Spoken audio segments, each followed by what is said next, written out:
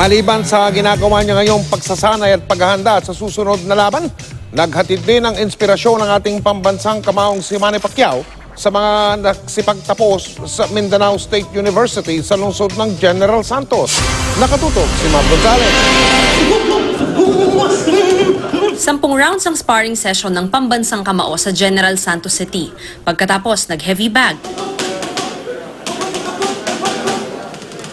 speedball, mga kombinasyon pa rin ang focus nila sa ensayo. Okay naman yung timing natin. Distance, i-perfect na lang natin yung timing. Pero also, almost there. Sa Sabado, inaasahang buong 12 rounds na ang sparring ng fighting senator.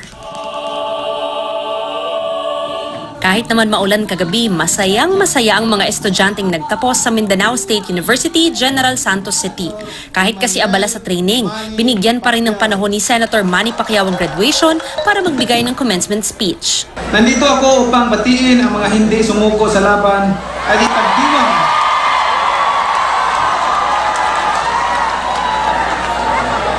ipagdiwang ang tagumpay ng mga bumangon kahit ilang beses nang bumagsak. Ikwinento ni Manny ang hirap noong nag-aaral pa siya.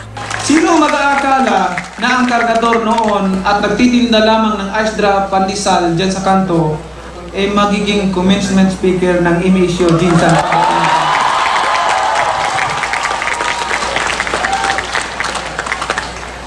Hindi ko lubos maisip na mangyayari ang lahat ng ito, but God did.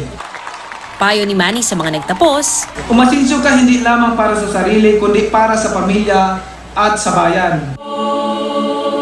Bago naman ang graduation ceremony, nagkaroon ng sandaling katahimikan para sa mga naapektuhan ng gulo sa Marawi, kabilang ang mga taga-MSU Marawi Campus. Mula rito sa General Santos City, Mav Gonzalez, nakatutok, 24 oras.